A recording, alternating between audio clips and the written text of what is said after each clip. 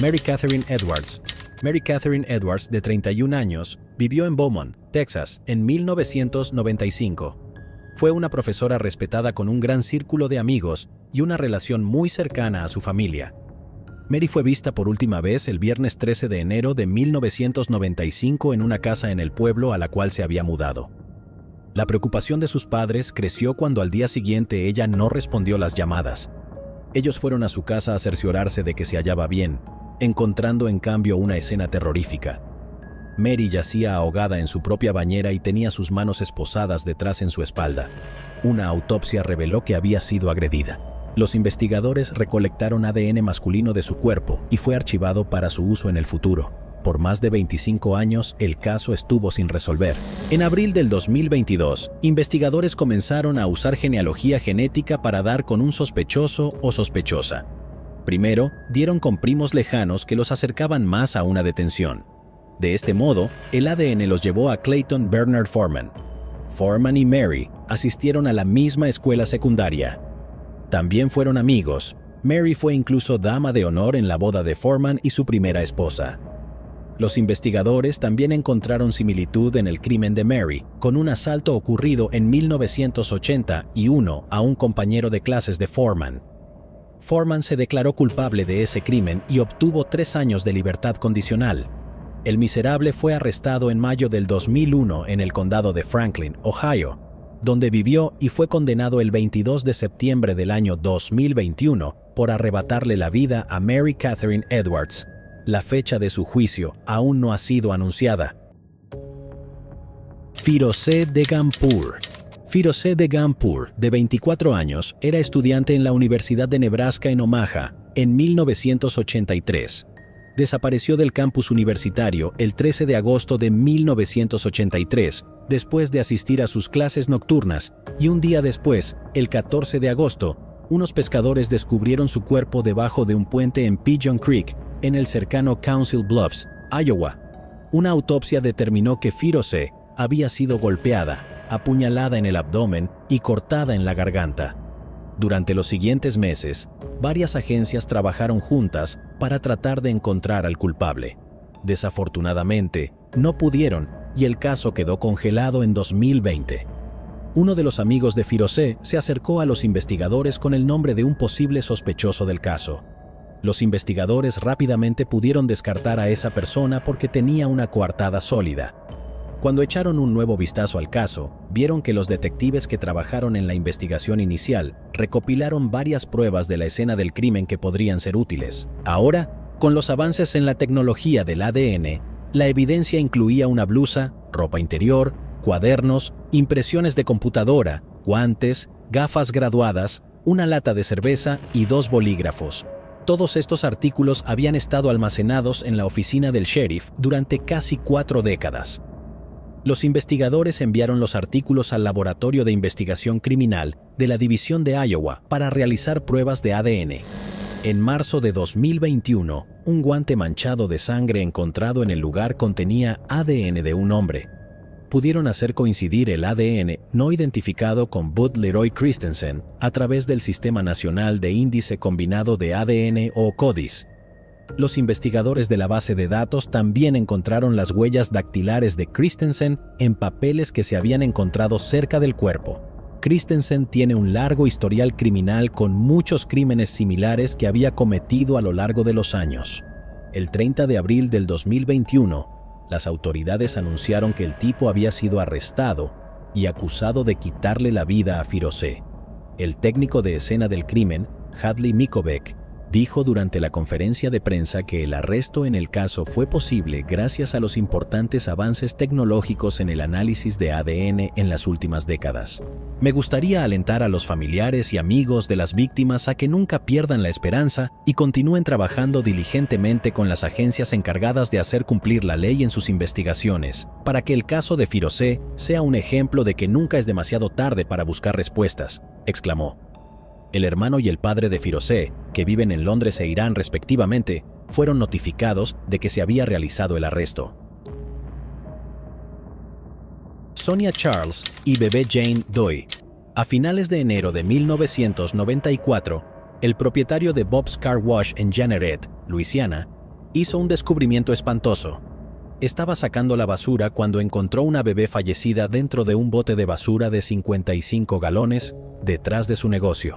El forense local, el Dr. James Falterman, hizo la autopsia y también pronunció el panegírico en el funeral de la niña anónima, dirigiéndose a los más de 200 dolientes. Dijo que al ver al infante con el pulgar en la boca comenzó a tener pensamientos fríos de ira, depresión y tristeza. El Dr. Falterman también señaló que la niña estaba viva cuando la arrojaron a la basura y que probablemente vivió solo unas horas antes de sucumbir al frío. No pudo encontrar un boceto del bebé, pero la describieron como de sexo femenino, de tez oscura, y la llamaron Baby Jane Doe. La jefa de policía interina en ese momento, Carrie Davis, prometió encontrar a la madre del niño. Puede que no haya sucedido bajo su mando y que hayan pasado 25 años, pero las autoridades dicen que afortunadamente sucedió. La madre de la niña, Sonia Charles, de 50 años de New Iberia, fue arrestada en septiembre del 2019. La unidad de casos sin resolver de la oficina del sheriff de Iberia Parish reabrió recientemente el caso después de que se desarrollaran nuevas pistas. El portavoz del departamento, el mayor Wendell Rayburn, explicó que un grupo local de casos sin resolver ayudó a atraer una atención renovada al caso y que se trajeron nuevas pistas a la atención de los investigadores. Las pruebas de ADN recopiladas tanto de Baby Jane Doe como de la escena del crimen fueron reexaminadas recientemente por un laboratorio local que a su vez desarrolló un perfil de ADN. Ese perfil de ADN, según el departamento del sheriff, coincidía con una muestra obtenida de Sonia Charles. El investigador privado Stephen Maynard fundó el grupo de defensa de casos sin resolver, que mostró un nuevo foco sobre este incidente. Va a tomar mucho tiempo para que los familiares sepan quién es ella ahora, dijo. Tal vez el bebé finalmente pueda tener un nombre. En mayo de 2021, un gran jurado parroquial acusó formalmente a Sonia Charles, de 52 años, de quitarle la vida a su hija recién nacida. Tras la acusación, fue ingresada a la cárcel de Iberia París con una fianza de $250,000. Charles enfrenta cadena perpetua sin libertad condicional si es declarada culpable. Susan Tice y Erin Gilmore. Susan Tice, de 45 años, vivía en Toronto, Canadá, en 1983. Era madre de 4 hijos y operaba como trabajadora social. Su cuerpo fue encontrado en el dormitorio de arriba de su casa recientemente comprada en Grace Street. El 17 de agosto de 1983, se mudó a Toronto desde Calgary en julio y se separó de su esposo, que vivía en una casa en el centro. Cuando un familiar encontró su cuerpo, los hombres se habían amontonado fuera de su casa. Había sufrido múltiples puñaladas en el pecho y la autopsia no pudo determinar cuándo terminó exactamente su vida. La policía admitió que tenía pocas pistas sobre el caso. Un detective dijo: "En este momento, no tenemos ningún sospechoso". 4 meses después, el 20 de diciembre de 1983, el cuerpo de Erin Gilmore, de 22 años, fue encontrado en su apartamento de Toronto. Una amiga que fue a buscarla para un cóctel encontró el cuerpo de Erin como el de Susan Tice. Erin había sido apuñalada, agredida y encontrada en su dormitorio. La policía registró puerta por puerta sin éxito. Erin era una aspirante a diseñadora de ropa de una familia adinerada. Su padre, David Gilmore, había sido socio comercial del magnate Peter Monk, cofundador de la empresa minera Barrick Gold. Fue el hijo de Monk quien encontró el cuerpo de Erin. Durante años y décadas, los investigadores supieron poco sobre lo que les sucedió a Susan y Erin, excepto que sufrieron un destino similar. En 2008, los avances en la tecnología del ADN trajeron una ruptura al confirmar a través de evidencia en el lugar de los hechos que un hombre era responsable de lo que les sucedió tanto a Susan como a Erin, pero se necesitarían casi 15 años más y avances científicos aún mayores para identificar quién era. Recientemente, mediante una combinación de genealogía forense de secuenciación genética avanzada y trabajo policial tradicional, que ahora abre regularmente casos de décadas de antigüedad, los investigadores arrestaron a Joseph George Sutherland, de 60 años y de Mussini, Ontario, Canadá, en relación con los casos de Susan y Erin. Mussini es una comunidad remota muy alejada de los asesinatos que, según la policía, se cometieron hace casi 40 años. El sargento detective Stephen Smith, investigador principal de la policía de Toronto, especuló que Sutherland había estado esperando que llamaran a su puerta. Smith dijo a los periodistas: "Ahora debe comenzar una segunda fase de la investigación, una revisión minuciosa del paradero de Sutherland en los 39 años transcurridos. Obviamente vamos a examinar todas las conexiones posibles con cualquier caso viable en todo Ontario, para asegurarnos de que no sea responsable de ningún otro delito". Smith dijo que los casos demuestran los últimos avances a través de la genealogía genética, un proceso de vanguardia que ha dado nueva vida a casos antiguos casi declarados irresolubles. El detective Smith añadió: "Los avances científicos eran la única forma de resolver los casos. Joseph Sutherland tenía 22 años cuando quitó la vida a Susan y Erin. Nunca fue sospechoso en el caso ni tampoco había sido entrevistado. En ese momento vivía en Toronto, pero luego se mudó a Mussini. Para entonces, un perfil de Facebook de Sutherland revelaba a una persona que llevaba una vida aparentemente normal, disfrutaba del aire libre y solicitaba recomendaciones de servicios como un electricista mientras se quejaba de los problemas cotidianos. El detective retirado de Toronto, Mark Mendelson, declaró: "Los investigadores también pueden recurrir a técnicas clásicas para identificar otros delitos". Entonces, creían que Sutherland podía ser el responsable. Por incluir alineaciones fotográficas de casos anteriores y testigos presenciales, así como análisis de huellas dactilares, ahora que las huellas dactilares de Sutherland estarán en un sistema centralizado conocido como AFIS. También es muy posible que Sutherland nunca cometiera otros actos violentos, pero dijo que no hay suficientes datos estadísticos sobre criminales en serie para tenerlos. En una discusión informada al respecto, el ex policía agregó: "Una cosa es segura, es un claro ejemplo de lo maravillosa que es la ciencia. Estaba previsto que Sutherland compareciera pronto ante el tribunal en 2023. Uno de los hermanos de Erin Gilmore, Sean McCowan, dijo lo siguiente sobre el arresto: "La mejor llamada que he recibido. Es un día que hemos estado esperando casi toda nuestra vida. Durante casi 4 décadas, el culpable había sido un fantasma", expresó McCowan, y agregó que su madre, que falleció hace 2 años, nunca se recuperó de la pérdida de su única hija. Se habría sentido tan aliviada de que hubiera habido un arresto y tan feliz de que alguien se enfrentara a la justicia después de permanecer en el anonimato durante 39 años, sentenció McCowan. Kim McVeigh. El 23 de mayo de 1992, el cuerpo de una mujer fue encontrado tirado detrás de un cobertizo en construcción en North Memorial Drive, en las afueras de Tulsa, Oklahoma. Rápidamente, fue identificada como Kim Marlene McVeigh, de 31 años. A Kim le habían disparado en la cabeza, no había testigos conocidos del crimen, ni evidencia de ADN. Nadie presentó información útil y el caso se congeló, pero recientemente los testigos se presentaron y le dijeron a la policía que un hombre llamado Tommy Edward Harris confesó que le quitó la vida a Kim. Kim, Harris y algunas otras personas no identificadas se alojaban en la misma casa. La casa fue descrita como una conocida casa de drogas. El 16 de mayo de 1992, 7 días antes de que se encontrara su cuerpo, un hombre entró a la casa para cerrar un trato que había salido mal. Este individuo quería recuperar su dinero. Luego tuvo lugar un tiroteo. Este hombre tomó a Kim con una llave de cabeza y la arrastró afuera. Luego el hombre le hizo demandas. Tommy Harris disparó un arma y alcanzó a Kim en la sien izquierda. Seguidamente, Harris arrastró su cuerpo a la casa para después esconder sus restos detrás del cobertizo en la parte trasera. Tommy Harris fue arrestado el 14 de mayo del 2020. El sheriff del condado de Tulsa, Vic Regalado, dijo: "Este es un momento agridulce y amargo por el hecho de que Kim McVeigh todavía tiene familiares. Les han notificado, pero están fuera del estado y no pudieron estar aquí hoy. Nuestros corazones ciertamente están con ellos tan dulcemente por el hecho de que ahora hemos podido brindarle un cierre a su familia. Fueron años de preparación, pero nuevamente al final del día, la justicia a veces avanza lentamente, pero aún sucede. El hombre que entró a la casa que buscaba dinero ya falleció".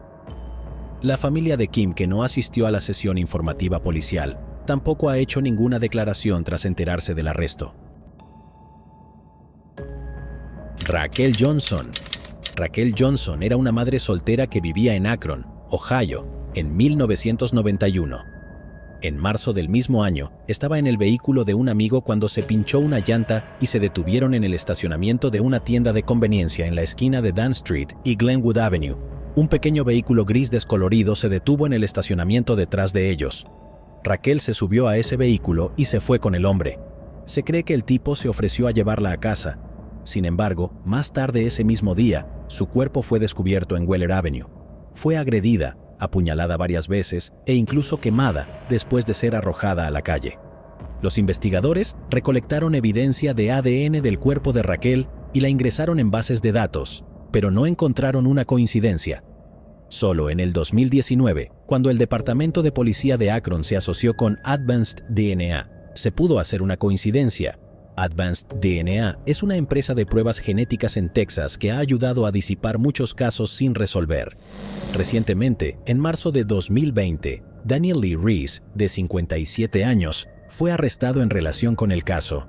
Su ADN coincidía con el ADN del sospechoso que se encontró en la escena del crimen en 1991.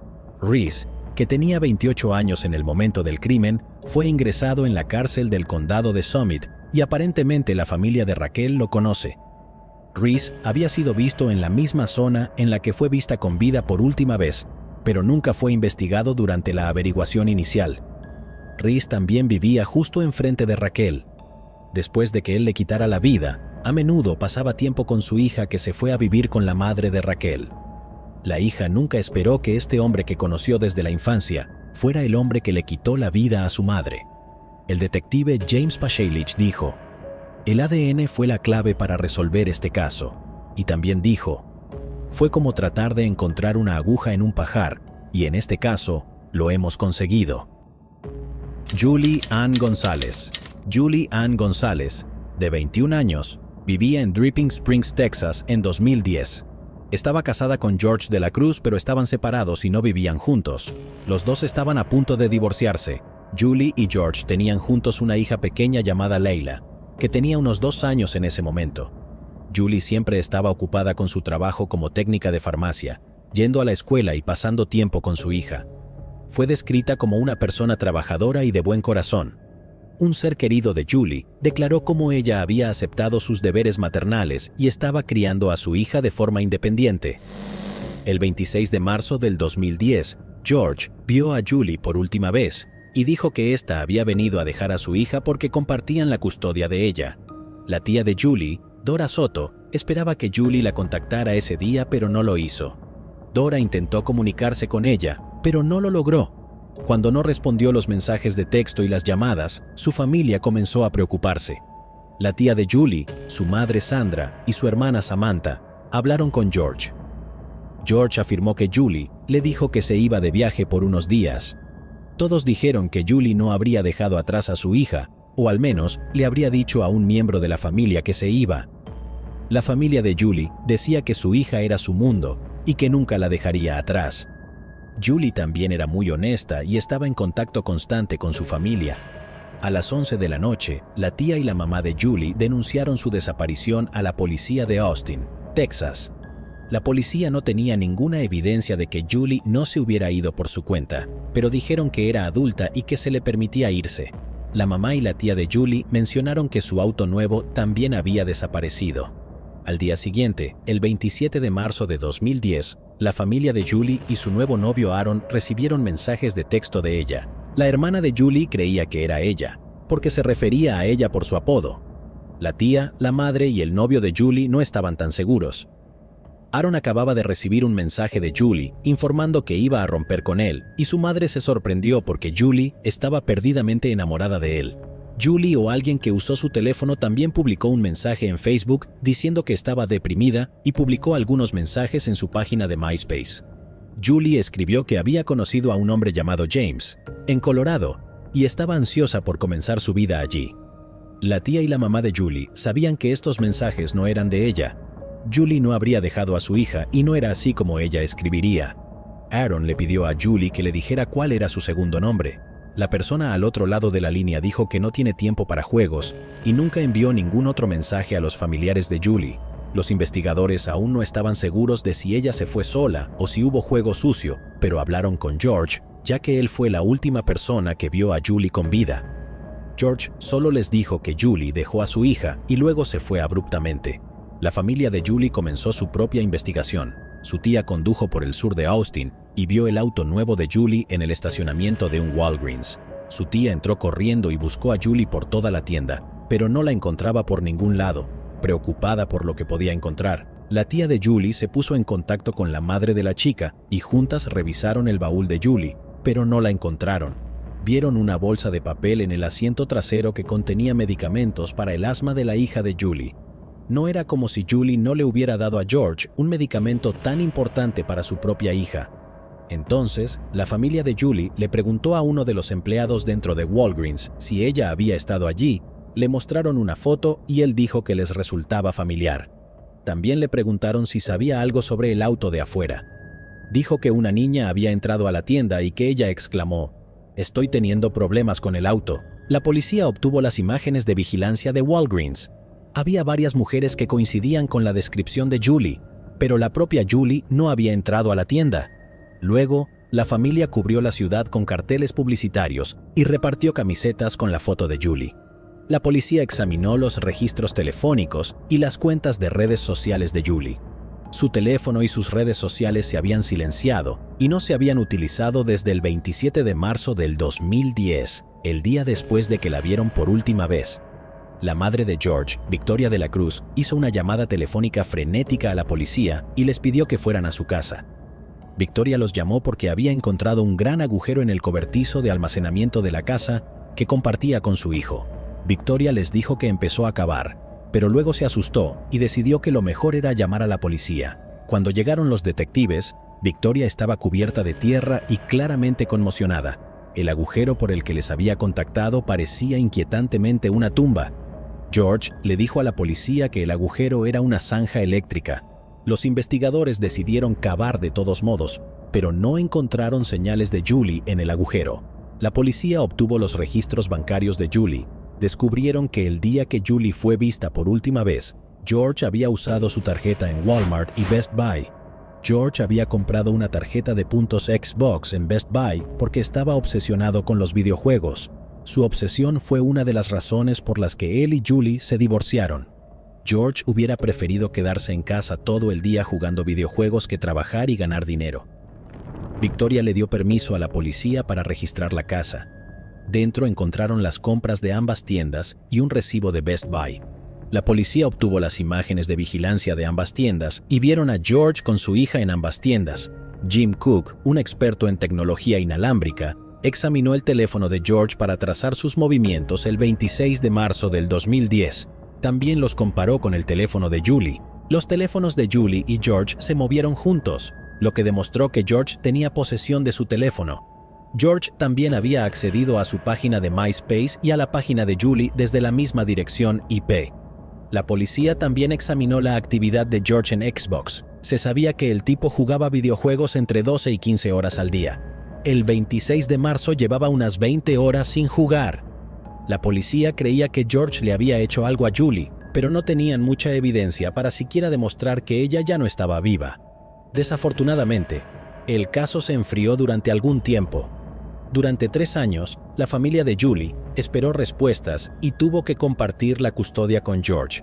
La mamá de Julie le preguntaba a George constantemente si Julie iba a regresar. George siempre le decía que lo haría algún día. El 13 de septiembre de 2013, George de la Cruz fue arrestado y acusado de quitarle la vida a Julie Ann González. La fiscalía le ofreció a George una sentencia reducida de 50 años si cooperaba y les decía dónde estaba el cuerpo de ella. George siempre negó estar involucrado.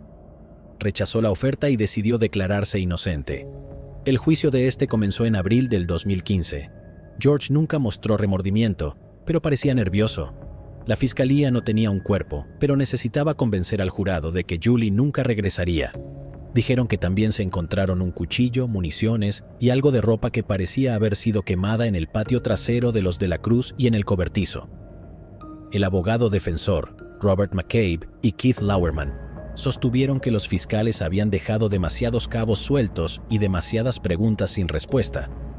Atacaron el análisis de los expertos estatales plantearon dudas sobre sus testigos y dijeron que el cronograma que habían ofrecido los fiscales era imposible. George de la Cruz, quien fue descrito como un inmaduro e irresponsable jugador de videojuegos, no habría tenido el tiempo ni los medios para limpiar su casa, deshacerse de los restos de su ex esposa y cavar un hoyo en su patio trasero para enterrarla toda antes de ser capturado en imágenes de cámaras de seguridad comprando con su hija. McCabe dijo: "Las condenas tienen que ver con el conocimiento". El abogado argumentó: "Uno condena por hechos, no por fantasía, y cuando no lo hace, condena por lógica, no por emociones". Dijo a los jurados que las personas inocentes terminan en prisión. El 22 de abril del 2015, George de la Cruz fue declarado culpable y bajó su cabeza. Mientras que la familia de Julie celebró en octubre de 2016, George, de 27 años, fue sentenciado a cadena perpetua. Actualmente permanece encarcelado en la unidad Jim Ferguson, una zona no incorporada del condado de Madison, Texas, y será elegible para la libertad condicional en el año 2043. La familia de Julie dijo que están rezando para que George algún día les diga dónde está Julie. De hecho, esperan que le cuente a su hija lo que realmente le pasó a su madre. En febrero del 2023 se incendió la casa de la madre de Julie, Sandra Soto. Ella y su familia pudieron salir sanos y salvos después de que su perro los despertara. Sin embargo, la casa quedó destruida y lo perdieron todo. Se llevó a cabo un evento benéfico en Jack's Roadhouse en San Marcos para ayudar a la familia. El beneficio incluyó barbacoa casera y música en vivo, donde la familia se sintió alentada por el apoyo que han recibido de desconocidos mientras enfrentan este último revés. La hermana de Julie, Samantha Petri, dijo: "Hemos pasado por muchas cosas y al principio, cuando recibí la noticia, pensé que esto era solo una cosa más que nos arrojaron hoy. Realmente, muestra no solo el amor y el apoyo de nuestra familia y nuestros amigos, sino también de la gente. Que conozcan la historia de mi hermana Julie Ann González y que no se olviden de nuestra familia y no se olviden de su historia". Andrea Bowman. Denise y Brenda Bowman eran una pareja casada con 2 hijos de Holland, Michigan, en 1989. Vivieron en la esquina de Lincoln Road y la calle 52. Denise trabajó como maquinista de madera y Brenda solía trabajar en el mostrador de joyería en el centro comercial Mayfair. Sus 2 hijos fueron Andrea y Vanessa Bowman. Andrea nació el 23 de junio de 1974 como Alexis Badger. Sus padres biológicos son Kathy Turkanian y Randy Badger, y antes de su primer cumpleaños, ella fue adoptada por Denise y Brenda Bowman y renombrada. Vanessa nació en enero de 1988. Andrea pasó de ser hija única a ser más que una hermana mayor. Fue una tercera madre de la gordita pelirroja. Andrea se quedó en casa cambiando pañales y limpiando biberones. El 11 de marzo de 1989, Denise Bowman contactó a la policía y les dijo que había llegado a casa de su trabajo para encontrar a Andrea de 14 años desaparecida. Denise dijo que algunas de las pertenencias de Andrea, junto con un centenar de dólares de su tocador, también habían desaparecido. Le dijo a la policía que Andrea era una adolescente con problemas que con frecuencia luchaba con su madre y había huido a la casa de un amigo una vez antes sin rodeos. La policía etiquetó a Andrea como una fugitiva y pasó su caso a la Oficina de Servicios para la Juventud. Pocas personas que conocían a los Bowman cuestionaron la narrativa oficial. A lo largo de los años había habido rumores sobre la familia, como cuando una vez Andrea estaba en la escuela secundaria, ella abordó el autobús escolar sangrando de su muñeca. Algunos niños chismorreaban que ella intentó quitarse la vida, pero otros dijeron que Andrea se había cortado tratando de volver a su casa después de que sus padres la confinaran afuera. Hubo rumores de que Denise, un ex reservista de la Marina con pelo castaño rojizo, una perilla de alambre bordeado y gafas, y Brenda, una mujer corpulenta con flequillo rizado, abusaron de Andrea, pero en ese entonces lo que sucedió a puerta cerrada se consideraba un asunto familiar. Muchas personas en Holland asumieron que Andrea se había hartado tanto de su casa que finalmente se alejó, tal vez se había ido a buscar a su madre biológica. La gente escuchó que había conseguido llegar con un aventón a una parada de camiones local y había dejado la ciudad con un niño mayor o estaba embarazada. Brenda reportó pistas en las semanas y meses siguientes a la desaparición de su hija, todo lo cual parecía confirmar que Andrea había huido. Una sola fotografía quedó como recuerdo de ella en la mayoría de las personas y se le entregó a la policía cuando ella desapareció por primera vez. En ella, Andrea está sentada contra un fondo de estudio azul y mirando fuera de cámara con sus ojos verdes hacia arriba. Fotos de niños desaparecidos a menudo se imprimían en los lados de los cartones de leche o en flyers pegados en la parte superior de las cajas de entrega de pizza. En 1993, la banda Soul Asylum estrenó un video musical para su canción Runaway Train, con las imágenes y los nombres de los niños desaparecidos en todo Estados Unidos. El video fue un gran éxito con varias versiones al aire en MTV y VH1, en el que se rodó en Michigan. La foto Andrea aparece justo después de los 2 minutos mostrado en el video. 20 años después de su lanzamiento, el director Tony K. afirmó que más de 2 docenas de niños desaparecidos fueron encontrados debido al video. Por desgracia, Andrea Bowman no era uno de ellos y su caso se congeló. La siguiente actualización importante en el caso de Andrea llegaría en 2010, cuando Carl Koppelman intervino. Carl se interesó en True Crime, que lo llevó a Web Sleuths, que es un foro donde los aficionados al crimen y los detectives de sillón se conectan y colaboran en casos sin resolver. Carl pasó incontables horas navegando por la base de datos nacional de personas desaparecidas y cuerpos no identificados conocidos como NamUs. Hay una superposición entre las 2 partes principales de la base de datos de los desaparecidos y el fallecido. Carl trató de coincidir con las características de las personas que habían desaparecido con los de restos no identificados encontrados. Cuando Carl se dio cuenta de que la edad y la condición de algunos de los cuerpos podrían hacer que sea difícil para los seres queridos reconocerlos, esto inició una idea que comenzó con la presentación En vida de desconocidos, basado en fotos tomadas post-mortem. Algunos de los casos resueltos que hemos cubierto en este canal antes han sido resueltos debido a estas representaciones. Una vez que terminó la representación, Carl nos la envió para nombrarnos y algunas veces publicarlos. También publicó su trabajo en la Web Sleuths para que otros detectives de sillón pudieran utilizarlo en sus esfuerzos de identificación. Eventualmente Carl comenzó a trabajar con los departamentos de policía y el proyecto de ADN que identifica los restos humanos a través de pruebas genéticas e investigación genealógica. Carl se interesó en el caso de la desconocida del condado de Racine, cuya aparición se dio cerca del borde de un maizal de Wisconsin en 1999. Ella no había estado viva durante unas 12 horas, pero la lluvia se llevó cualquier evidencia que pudiera haber sido útil para los investigadores. Parecía probable que la vida de la joven fuera arrebatada en otro lugar y arrojada allí. Una autopsia determinó que podría haber sufrido una discapacidad cognitiva y que había sufrido abuso y negligencia a largo plazo. Tenía huesos rotos y una oreja de coliflor y su cuerpo mostraba signos de que fue asaltada. Más de 50 personas de la comunidad agrícola donde fue encontrada asistieron a su funeral. Fue encontrada usando una camisa de estilo occidental gris y plateado bordado con flores rojas. Carl conectó algunos criterios generales de búsqueda de sexo, ubicación y edad e hizo clic en los resultados de las personas desaparecidas. En la mayoría de los casos, la respuesta fue un claro no. La edad no coincidía o la ubicación no tenía sentido. Pero una entrada le dio esperanza a Carl. Andrea Bowman. Andrea y Jane Doe, del condado de Racine, compartieron características físicas y sus edades coincidían. Andrea habría tenido 25 en 1999, cuando la vida de la desconocida fue arrebatada. Holland, donde Andrea desapareció, se encuentra justo al otro lado del lago Michigan, desde donde se encontró el cuerpo de la desconocida. Son solo 4 horas en coche de un lugar a otro.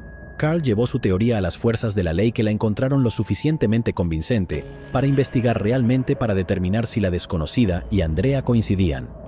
La policía tendría que comparar el ADN del cuerpo de alguien de la familia de Andrea, ya que Andrea fue adoptada. Las autoridades tuvieron que localizar a su madre biológica, lo que tardó un tiempo. La madre biológica de Andrea es Kathy Turkanian. En 1972, a la edad de 14 años, huyó de su familia. Kathy se fue de Virginia, donde vivían e hicieron autostop en Memphis, Tennessee, y no tenía dinero. Kathy conoció a Randy Badger de 19 años en diciembre de 1972. Kathy y Randy viajaron a Carolina del Sur, donde era legal que un menor se casara si tenía permiso paterno. Los padres de Kathy lo dieron con mucho gusto, porque no querían ser responsables de ella en absoluto. La pareja estaba casada menos de un año cuando Kathy se enteró de que estaba embarazada. El 23 de junio de 1974, Kathy dio a luz a una hija sana. La llamó Alexis. Cuando Alexis tenía 5 meses, Kathy y Randy se separaron y volvió a vivir con sus padres en Virginia. Kathy se dio cuenta de que no iba a recibir ayuda de su familia y no podía darle a Alexis la vida que quería. Alexis fue puesta en adopción y pronto fue adoptada por Denise y Brenda Bowman. En abril del 2010, la policía que trabajaba en el caso de Andrea envió una carta a la casa de Kathy Turkanian. La carta explicaba que Andrea desapareció de su hogar adoptivo y que podría ser la desconocida encontrada en Wisconsin. La policía necesitaba una muestra del ADN de Kathy para saberlo. Kathy estaba dispuesta a compartir su ADN, pero quería saber más sobre lo que le había pasado a su hija. En la carta no daba detalles, y Kathy ni siquiera sabía que su nombre había sido cambiado a Andrea Bowman. Buscó en internet información sobre chicas desaparecidas en Michigan. No tardó mucho en encontrar una de la ciudad de Holland cuyo cumpleaños y descripción física coincidían con Alexis. Cuando vio la foto de la escuela de niñas, Kathy pensó que Andrea Bowman podría ser su hija. En su búsqueda para saber más sobre Andrea se contactó con Carl Koppelman. Mientras esperaba los resultados de la prueba de ADN, Kathy también se puso en contacto con un detective retirado de Michigan llamado Pat O'Reilly. Pat le dijo a Kathy que el padre adoptivo de Andrea, Dennis Bowman, fue el responsable de su desaparición. Echemos un vistazo más profundo a Dennis y otros crímenes que cometió en mayo de 1980. Una mujer de 19 años montaba su bicicleta al norte de Holland, Michigan, cuando un motociclista la forzó a salir de la carretera. El hombre le dijo que se bajara de su bicicleta y caminara hacia el bosque. La joven no se movió, y el hombre sacó un arma y disparó un tiro que pasó cerca de ella y repitió la orden. Aún así, ella no se movió, y el hombre disparó el arma de nuevo, esta vez en el suelo cerca de sus pies. Dijo que le dispararía a ella después. En ese momento un coche pasó, y el motociclista giró la cabeza hacia el ruido, y la joven aprovechó la oportunidad para pedalear lo más rápido que pudo. El hombre no disparó ni dio caza, y ella fue capaz de contactar a alguien en una camioneta que la llevó a casa. Sus padres llamaron a la policía, y la joven proporcionó una descripción del sospechoso, un hombre blanco con gafas tintadas y un casco azul. Su motocicleta, dijo que tenía un estuche negro montado en la parte posterior. Al final del día, la policía había detenido a un sospechoso. La joven le echó un vistazo y confirmó que él era el hombre que trató de atacarla. Era Dennis Bowman, que para entonces ya era marido y padre en el momento en que Andrea tenía casi 6 años. Dennis fue condenado por agresión con intención de cometer una conducta criminal y sentenciado a 5 a 10 años de prisión. Fue remitido para recibir asesoramiento psicológico, y un juez determinó que probablemente representaría un peligro para las mujeres si estaba libre. Dennis cumplió la sentencia mínima. Un día de 1998, un policía estatal en Dorr, Michigan, respondió a una alarma en la casa móvil de Vicky Vandenbrink, de 28 años de edad. Había informado de tantos allanamientos que el departamento del sheriff había instalado un sistema de seguridad. Cuando el soldado llegó a la escena, encontró a Denise Bowman alejándose por la puerta trasera. Los Bowman se habían mudado a Hamilton, un pueblo ubicado en medio de Holland. En 1989, poco después de la desaparición de Andrea, Denise le dijo al oficial que se estaba quedando temporalmente con Vicky Vandenbrink, que era una ex compañera de trabajo de él. Lo dejaron ir, pero cuando las autoridades se pusieron en contacto con Vicky, que no estaba en casa cuando sonó la alarma, dijo que Denise estaba mintiendo. Denise luego cambió su historia diciendo a las fuerzas de la ley que había entrado en el remolque para usar el baño. Había estado allí al menos una vez antes de lo que afirmó, cuando su hija Vanessa vendía galletas de chicas exploradoras a Vicky. Previniendo, la policía obtuvo el permiso de Denise para registrar su propiedad en el desván de un edificio anexo. Encontraron una bolsa de lona negra que contenía lencería, que más tarde fue identificada como de Vicky Vandenbrink, así como una escopeta de cañón corto, una sudadera negra y una máscara.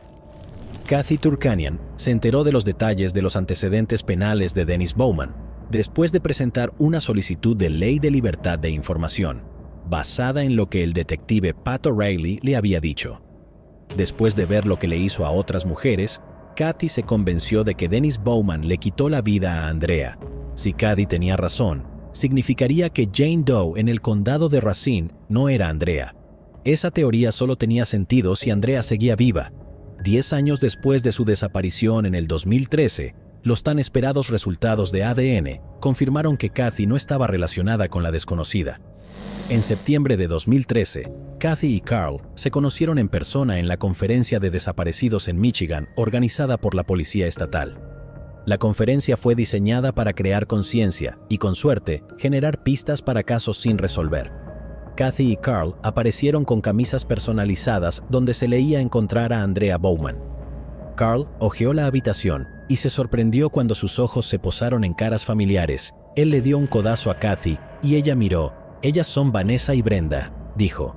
Brenda reconoció a Kathy porque vio que Kathy publicó en Facebook que cree que Denise es responsable. Brenda parecía ansiosa por explicar su versión de la historia. Insistió en que ella y Denise habían cooperado plenamente con la policía después de la desaparición de Andrea. Ella presentó una carpeta llena de notas y volantes de personas desaparecidas como prueba. Contó los avistamientos de Andrea y estaba claro que todavía creía que el adolescente había huido. De acuerdo con Carl, cuando mencionó los antecedentes penales de Denise, Brenda respondió: «No he olvidado lo que hizo, pero lo perdono. Me tomo muy en serio mis votos matrimoniales». Después de la conferencia, Kathy contrató a un investigador privado llamado Jeffrey Flor, que se las arregló para conseguir el archivo policial de Andrea que Kathy y Carl nunca habían visto. Extrañamente, los primeros documentos en el archivo databan de marzo de 1989, cuando Andrea desapareció. Estaban fechados 4 meses antes, cuando la policía respondió a las denuncias de abuso en la residencia de los Bowman. El informe no entra en detalles sobre lo sucedido, señalando únicamente que las autoridades locales habían determinado que las acusaciones no eran ciertas. Carl y Kathy estaban seguros de que la policía se había perdido algo. En el 2017, Kathy y Carl se reunieron con Chris Haverdink, el detective que se había hecho cargo del caso de Andrea. Haverdink estuvo de acuerdo en que sospechaba de Bowman, pero eso no fue suficiente para arrestarlo. El 22 de noviembre del 2019, Dennis Bowman fue arrestado por la oficina del sheriff del condado de Allegan, pero no estaba relacionado con Andrea. Había sido arrestado en relación con un crimen cometido 9 años antes de que Andrea desapareciera a más de 800 millas de las costas del lago Michigan. Bowman fue arrestado porque aparentemente le quitó la vida a Kathleen Doyle en 1980. Kathleen, de 25 años, había sido desnudada, amordazada y estrangulada con un cable eléctrico y luego agredida y apuñalada. Los investigadores recogieron ADN masculino de su cuerpo, pero tenían pocas pistas hasta que Henry Lee Lucas fue arrestado en 1983. Lucas afirmó que él y un socio llamado Otis Toole eran responsables. Sus confesiones se revelaron más tarde como falsas y los cargos fueron retirados. Finalmente se logró con la ciencia con la genealogía genética del caso, que compara el ADN no identificado con un número enorme de muestras almacenadas en bases de datos. Se estaba convirtiendo en una manera muy popular de investigar estos casos fríos.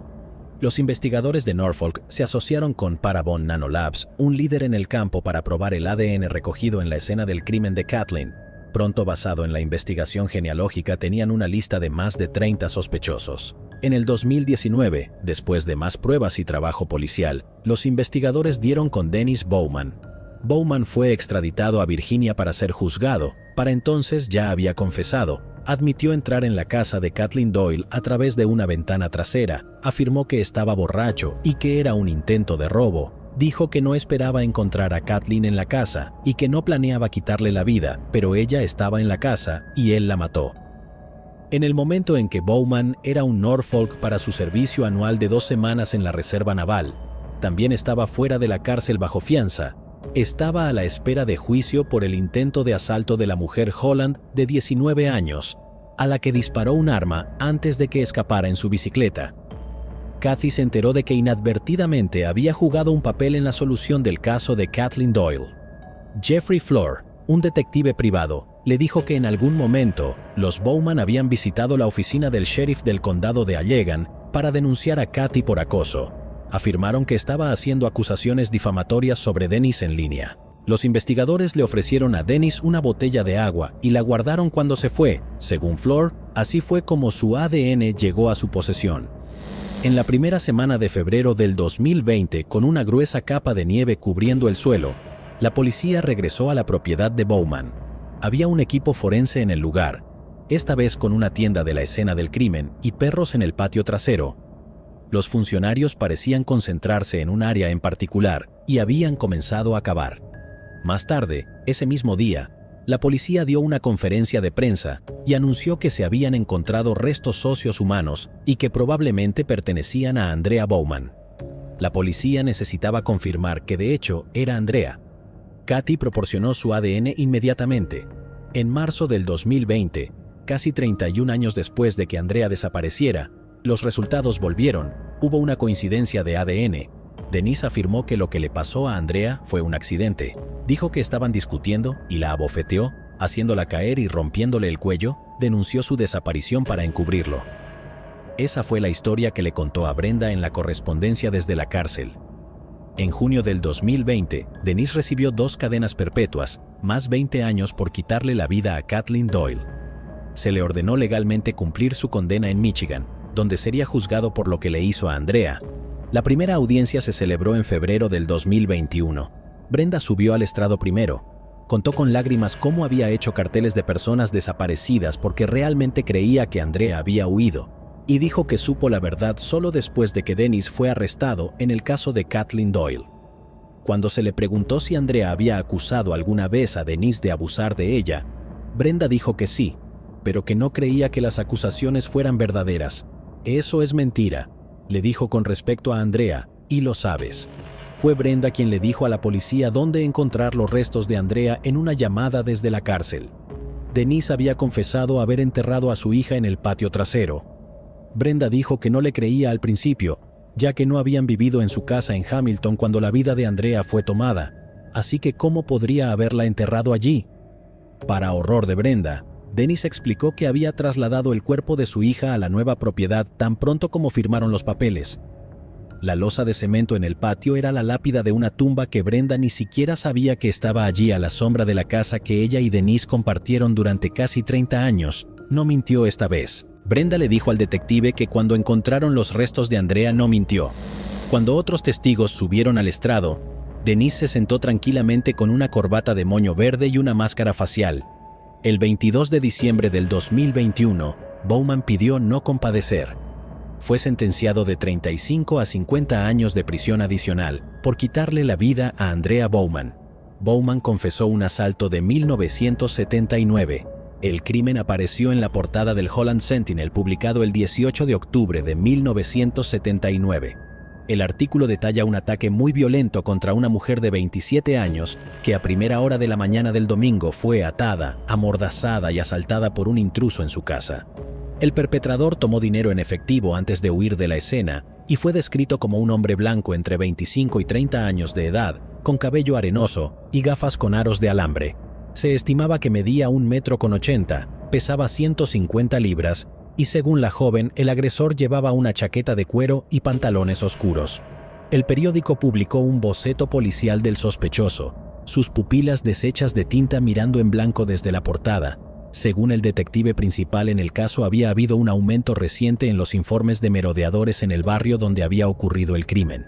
La policía sospechaba que el atacante podría haber cometido otros crímenes. Esto potencialmente significa que hay muchos más casos que podrían estar vinculados a Bowman para aquellos que se preguntan. La desconocida del condado de Racine fue identificada más tarde como Peggy Johnson. Peggy nunca fue reportada desaparecida. Fue vista por última vez en un baile de bienvenida en Harvard, Illinois, en 1994. La mayoría de las personas que la conocían asumieron que acababa de huir. Una tía se preocupó lo suficiente como para sacar un anuncio clasificado en el periódico, pero nadie parecía sospechar que algo terrible podría haberle pasado a la chica pelirroja. Peggy desapareció poco después de la muerte de su madre, su única pariente cercana, y en su familia de bajos ingresos. La joven de 19 años se encontró huérfana y sin hogar, con una discapacidad de desarrollo que le dificulta conseguir un trabajo. Por casualidad, conoció a una enfermera llamada Linda LaRoche, que le ofreció trabajo como ama de llaves y niñera de sus hijos. La adolescente aprovechó la oportunidad, pero en los próximos 5 años, LaRoche abusó de Peggy Johnson golpeándola, matándola de hambre y obligándola a vivir en un espacio confinado. La violencia culminó en 1999, cuando LaRoche supuestamente terminó con la vida de Peggy de 23 años y arrojó su cuerpo en Raymond, Washington. Nadie pudo identificarla, por lo que se hizo conocida por el lugar donde fue encontrada, la desconocida del condado de Racine. 20 años después de la muerte de Peggy, la policía de Wisconsin recibió una pista de un ciudadano preocupado sobre una enfermera que confesó haber matado a alguien que trabajaba para ella a finales de los 90. A principios de noviembre del 2019, las autoridades del condado de Racine anunciaron la identidad de Peggy y el arresto de LaRoche. En mayo de 2022, un juez del condado de Racine sentenció a Linda LaRoche a cadena perpetua sin posibilidad de libertad condicional. También se le dio una sentencia adicional de 5 años por ocultar el cuerpo de Peggy. Jenny Schroeder, tía de Peggy, tenía esto que decir a LaRoche: «Espero que tengas un tiempo miserable y lento, muy lento en tu jaula». Carla Walker. En 1974, Carla Walker era una joven de 17 años en Western Hills High School en Fort Worth, Texas. De solo 1,50 de altura, Carla tenía el pelo rubio miel que le caía por debajo de sus hombros. Ella estaba saliendo con Rodney McCoy, que fue descrito como un chico de buen carácter y fuerte, ya que era el mariscal de campo del equipo de fútbol. Rodney y Carla hablaron de inscribirse juntos en la Universidad Tecnológica de Texas. Les dijo a sus amigos más cercanos que no tenía ninguna duda de que ella y Rodney se casarían algún día y formarían una familia. La noche del 16 de febrero de 1974, Rodney llegó a la casa de los Walker en Benbrook en Far West Fort Worth para llevar a Carla al baile de San Valentín de la escuela. Cuando el evento terminó alrededor del 11:30, Rodney invitó a otra pareja a un viaje por Camp Bowie Boulevard y el Círculo de Comercio de Libros de Ben, con él y Carla. Se detuvieron en un par de sitios de adolescentes, hamburguesas de Mr. Quick y Taco Bell. Después de dejar a los otros, Rodney y Carla condujeron a una bolera cercana, Brunswick Ridgely Bowl, donde Carla usó el baño. No mucho después de que Carla subió al auto, la puerta del pasajero se abrió. Rodney vio a un hombre alto con pelo castaño corto. Comenzó a golpear a Rodney en la cabeza con la culata de una pistola. En algún momento el cargador de armas se desprendió y cayó al estacionamiento. El hombre agarró a Carla.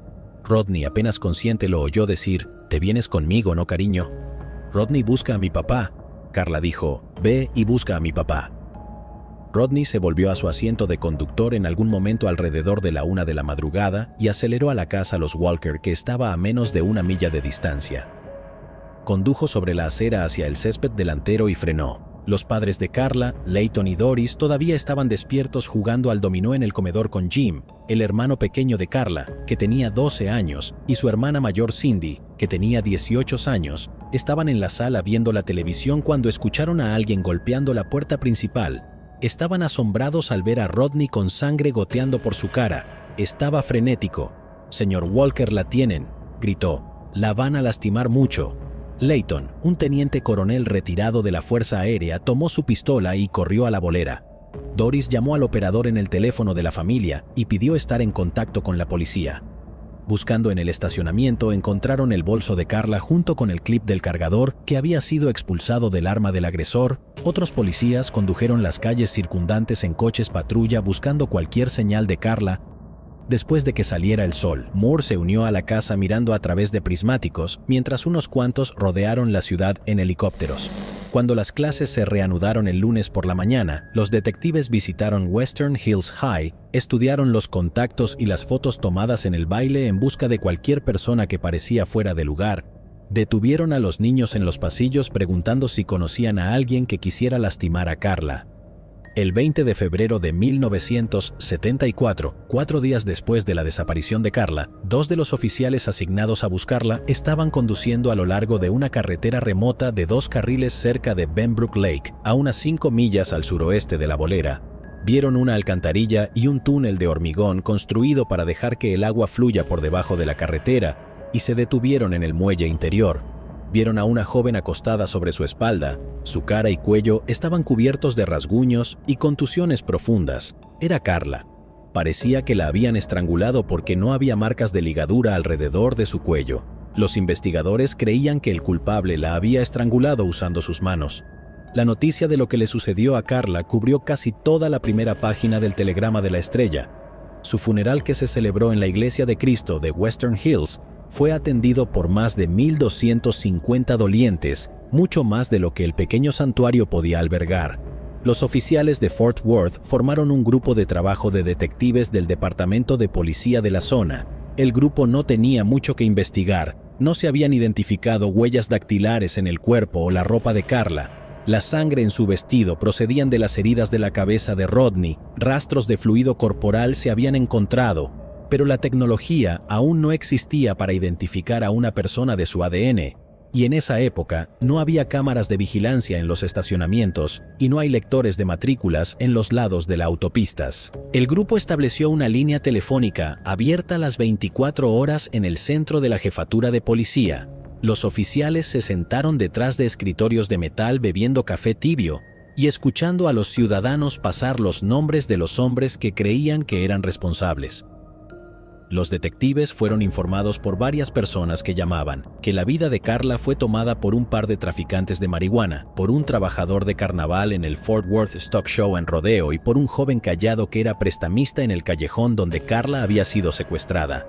Escucharon historias sobre un chico que supuestamente se había metido en una discusión con Rodney en la hamburguesería de Mr. Quick la noche antes del baile. Los detectives también contrataron a un hipnotizador para tratar de dibujar más detalles de Rodney, que sufrió una lesión en la cabeza durante el incidente. Pero el recuerdo más significativo que logró resonar fue que el secuestrador de Karla había estado usando un sombrero de vaquero marrón. Cuando el hipnotizador chasqueó los dedos y Rodney se despertó, se echó a llorar. Estaba destrozado por dentro, atormentado porque no podía salvar a su novia.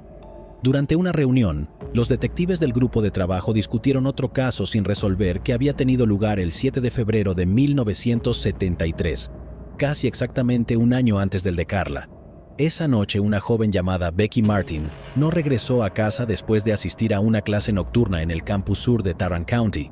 Su cuerpo fue encontrado casi 7 semanas después. Estaba tan descompuesto que no había manera de determinar la causa. El forense dijo que Becky podría haber sido apuñalada o estrangulada, o incluso herida en el estómago. Lo que más intrigó a los detectives sobre el caso de Becky fue que su cuerpo había sido encontrado en una alcantarilla a las afueras de los límites de la ciudad. Las dos chicas, y 2 alcantarillas con un año de diferencia, parecía demasiada coincidencia para los investigadores, aunque no dijeron nada públicamente. Los investigadores comenzaron a buscar a un delincuente en serie. En marzo, un mes después de que la vida de Karla fue tomada, todo el grupo de trabajo tuvo que seguir adelante.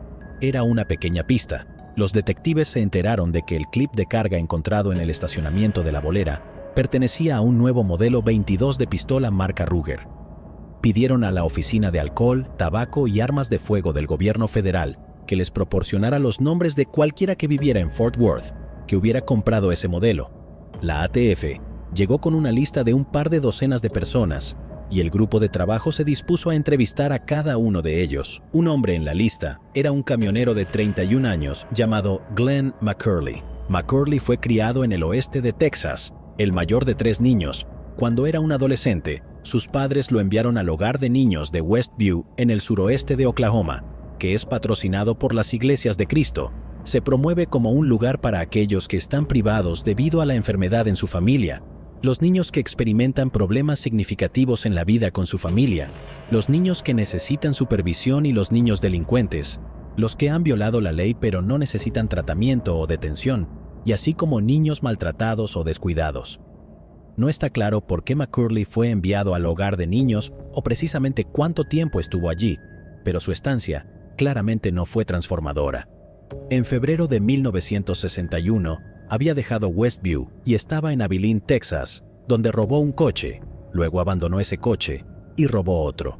La patrulla de carreteras del estado comenzó a perseguirlo y le disparó a uno de sus neumáticos. Condujo el vehículo hacia un terreno baldío e intentó escapar a pie, pero fue capturado rápidamente. En la corte, McCurley se declaró culpable y recibió una sentencia de 2 años. Fue liberado a principios de la primavera de 1962, cuando tenía 19 años. Finalmente se mudó a Midland, donde conoció a una estudiante rubia de secundaria, llamada Judy Watson. El 16 de febrero de 1963, McCurley se casó con Judy en una iglesia bautista. La joven pareja se mudó a una pequeña casa de alquiler. McCurley finalmente consiguió un trabajo como camionero para el Servicio Postal de Estados Unidos con una ruta a Dallas-Fort Worth. Judy dio a luz a 2 hijos, Craig y Roddy. Luego, en 1972, McCurley trasladó a su joven familia a un barrio en West Fort Worth. McCurley y Judy matricularon a sus hijos en la escuela primaria pública y se unieron a la iglesia bautista de Ridgely West. McCurley consiguió otro trabajo de conducción de camiones acarreando losas prefabricadas de hormigón a obras de construcción. Judy trabajó en la guardería de la iglesia. Un hombre que conocía a McCurley no tenía el hábito desagradable de ver a una chica bonita y decir algo como «échale un vistazo a eso». A principios de marzo de 1974, 2 detectives llegaron a la casa de McCurley para entrevistarlo sobre su pistola Ruger 22. Cuando los oficiales le preguntaron sobre la pistola, McCurley dijo que había sido robada 6 semanas antes de su camioneta, mientras estaba pescando. Luego accedió a venir al centro y tomar una prueba de polígrafo que aprobó. El grupo de trabajo lo eliminó rápidamente como sospechoso potencial. A finales de la primavera de 1974, los investigadores todavía tenían poco que mostrar respecto al caso. El grupo de trabajo no se disolvió oficialmente, pero muchos de los detectives fueron ordenados por sus supervisores para volver a sus otros casos. Los extraños ocasionalmente llamaban a la casa de Walker, muchos de ellos anónimamente alegando que tenían información sobre quién terminó con la vida de Carla. Layton habló con todos ellos, tomó notas y las guardó en una caja de metal del tamaño de una caja de puros. Anotó nombres y direcciones de posibles sospechosos y dibujó círculos en los mapas donde le habían dicho que el culpable vivía. No iba a descansar hasta saber que el responsable estaba tras las rejas. Cuando el hermano menor de Carla, Jim, cumplió 16 años y obtuvo su licencia de conducir, comenzó a pasar su tiempo libre ayudando a su padre a cazar al criminal. A veces en el aniversario merodeaba por el estacionamiento del Brunswick Ridgely Bowl, buscando a alguien sospechoso. Jim tomó clases de boxeo en el Panther Boys Club, se unió a los equipos de lucha libre y fútbol de la escuela secundaria y corría por su vecindario. Quería estar listo en caso de que alguna vez me encontré con el culpable. Mi plan era dominarlo y llevarlo a algún lugar lejano, quizás en algún lugar en el oeste de Texas, donde nadie pueda oírlo gritar. El 19 de febrero de 1977, casi exactamente 3 años después de que el cuerpo de Carla fuera encontrado, alguien se encontró con el cuerpo de June Ward, de 25 años, una enfermera vocacional, tendida al lado de una acera en South Fort Worth. June estaba desnuda excepto por una correa de sostén alrededor de su cuello. Había sido estrangulada y golpeada en la cabeza con lo que el reportero describió como un objeto pesado afilado, y los detectives que habían trabajado en el grupo de caso de Carla Walker no pudieron evitar notar las similitudes entre los 2 crímenes. Luego, el 9 de julio de 1980, el cuerpo de una mujer de 19 años llamada Denise Hogg, descrito en el periódico como una merodeadora desempleada, fue encontrado a pocos metros de un puente en Creek en el sur de Fort Worth. Ella también había sido estrangulada.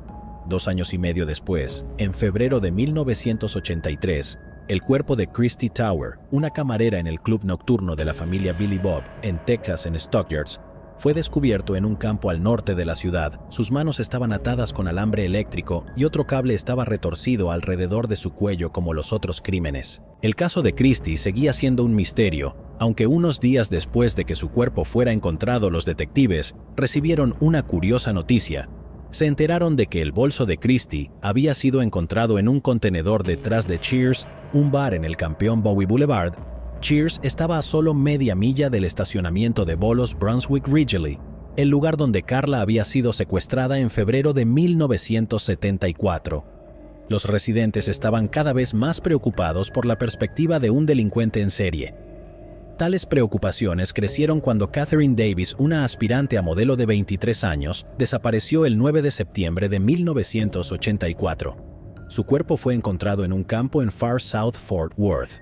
Un mes después, el 19 de octubre, Marilyn Hartman, una maestra de 25 años, fue encontrada amordazada y estrangulada en su dormitorio de Fort Worth, solo 3 días después de que Cindy Heller, un 23 años de edad, graduada de la Universidad Cristiana de Texas y ex concursante de belleza, desapareció después de ser vista por última vez cerca de Hulen Mall. Más tarde fue encontrada estrangulada en el lecho de un arroyo en el campus de la Universidad Cristiana de Texas. Las tragedias siguieron acumulándose. El 26 de noviembre de 1984, Katherine Jackson, otra maestra de secundaria local, fue encontrada desnuda en su bañera con el agua todavía corriendo. Había sido estrangulada con una cuerda. 2 semanas después de eso, Angela Ewer, una modelo de 21 años a tiempo parcial y programadora para una estación de rock FM, dejó la casa de su prometido en el suroeste de Fort Worth. Al día siguiente, su coche fue encontrado abandonado por una carretera en la parte sur de la ciudad, y sus restos descompuestos fueron descubiertos en un campo al norte de Fort Worth. La noche del 22 de diciembre, pocos días antes de Navidad, Regina Grover, de 21 años, fue vista con su novio saliendo de The Keg, un restaurante en Camp Bowie. Ella fue encontrada al día siguiente estrangulada y ahogada en un arroyo bajo un puente en el norte de Fort Worth. Su novio, que fue encontrado en su cama en su apartamento, había sido golpeado fatalmente. Las mujeres de Fort Worth, especialmente las que vivían en la parte suroeste de la ciudad, estaban en pánico.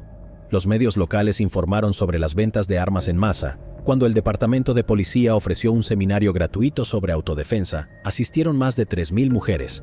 El Departamento de Policía formó otro grupo de trabajo. «Vamos a acabar con esto», prometió el jefe de policía H.F. Hopkins. Los detectives interrogaron a todos los sospechosos, desde ex convictos con largas hojas de antecedentes a un fotógrafo independiente.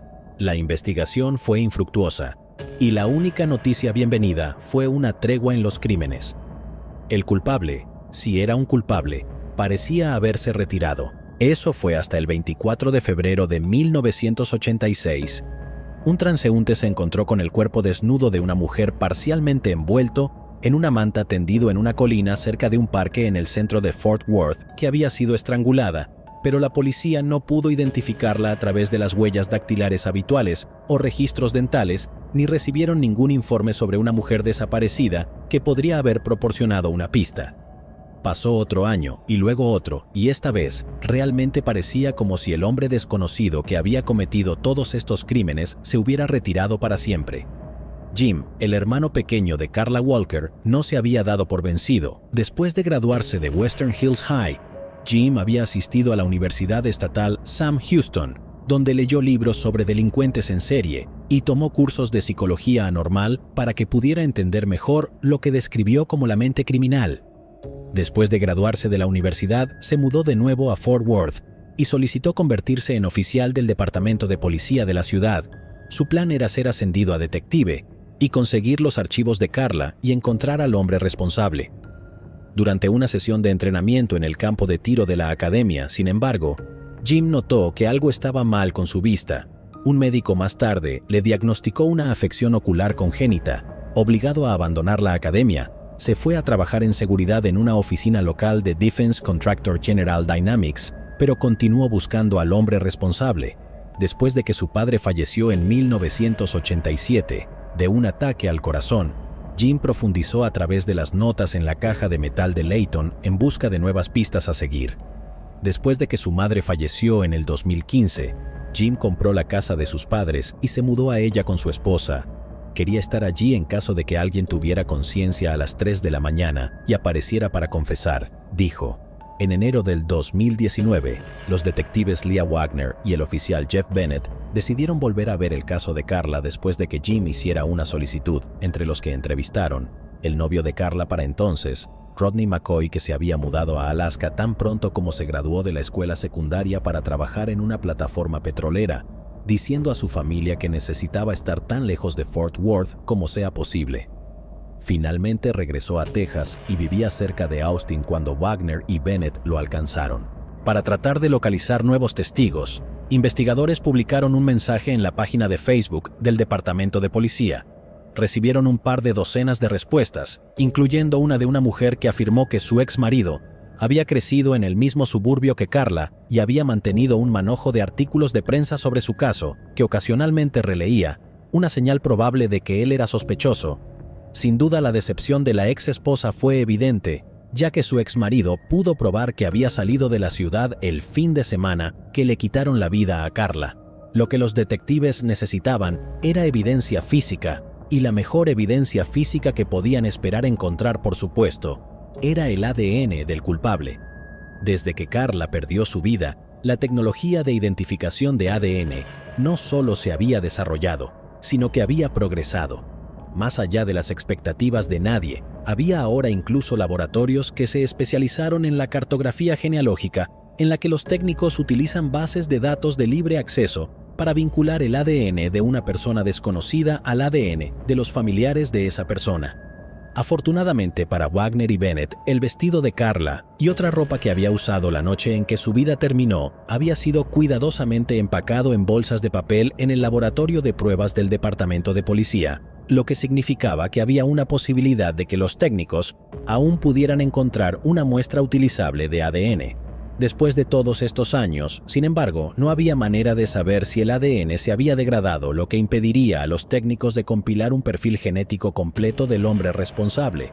Una vez más, la realización de pruebas de ADN en la ropa de Karla podría costar el departamento de policía de Fort Worth tanto como $20,000, dinero que era más probable que vaya hacia los casos activos. Wagner y Bennett estaban decididos a encontrar al menos una buena ventaja, pero sabían que las probabilidades estaban en su contra. Luego su investigación tomó un giro impredecible. Vincent Strange era un técnico de Fort Worth Aerospace de 40 años y aficionado al true crime. En el 2017, creó un podcast sobre casos sin resolver en Texas. Su primera historia iba a ser sobre Karla Walker, cuyo caso había leído mientras investigaba en Internet. Entrevistó a los hermanos de Karla, Jim y Cindy, así como a algunos de sus amigos. Una persona que lo escuchó fue Diane Kuykendall. Diane había ido a la escuela con Karla. Karla siempre le sonreía en el pasillo a pesar de que realmente no se conocían. Diane dijo que la hacía sentir bien y que deseaba que hubiera alguna manera de que pudiera retribuir a Karla. Diane decidió volar a Nashville para asistir a una convención anual de 3 días de True Crime que recientemente atrajo a unas 5,000 personas. Ella trajo consigo 80 copias de un panfleto que había escrito sobre el caso de Karla. Entregó los panfletos a personas como Nancy Grace y Paul Halls de Keith Morrison Fox, investigadores jubilados que trabajan para Oxygen Network. Paul Halls estaba intrigado y convenció a Oxygen Network de pagar $18,000 para cubrir el costo de las pruebas de ADN en la ropa de Karla en un laboratorio en California. Los técnicos encontraron algunos fluidos corporales intactos. De ese fluido fueron capaces de desarrollar un perfil de ADN completo que subió al CODIS, una base de datos de aplicación de la ley a nivel nacional que contiene el ADN de millones de delincuentes. Sin embargo, CODIS no pudo encontrar una coincidencia. Paul Halls y sus productores contactaron a un laboratorio de Texas que también hace mapeo genealógico, pero los técnicos tampoco tuvieron suerte. David Middleman, CEO de Outram, se puso en contacto con Paul Halls. Dijo que era optimista de que su particular método de identificación de ADN, una tecnología sofisticada que utiliza la secuenciación del genoma, podría encontrar una coincidencia. La mañana del 4 de julio del 2020, David Middleman llamó al oficial Bennett. Hemos conectado el ADN a un árbol genealógico en particular, y dijo que el apellido es McCurley. Después de algunas pruebas adicionales y trabajo policial, Middleman y Bennett dieron con Glenn Samuel McCurley Jr., que había estado viviendo en Fort Worth en el momento de la desaparición de Karla. Bennett advirtió que Glenn McCurley Jr. era el camionero que le había dicho a la policía en 1974 que su Ruger 22 había sido robada. Wagner y Bennett hicieron una verificación de antecedentes de McCurley, pero había poco de dónde tomar. Dijeron, aparte de una condena penal en 1961 por robar un coche cuando tenía 18 años. No tuvo encuentros con la policía. McCurley ya no conducía camiones a tiempo completo. Para entonces, realizó trabajos de mantenimiento a tiempo parcial en un gimnasio. Wagner y Bennett decidieron hacerle una visita. Llegaron sin previo aviso a la casa del McCurley. McCurley y su esposa Judy educadamente invitaron a los detectives a la sala de estar y charlaron amablemente. McCurley habló de sus viejos tiempos de conductor de camiones. Judy dijo que había pasado 32 años en el programa de Ridgely West Baptist Daycare, finalmente retirándose en el 2004 debido a problemas de salud.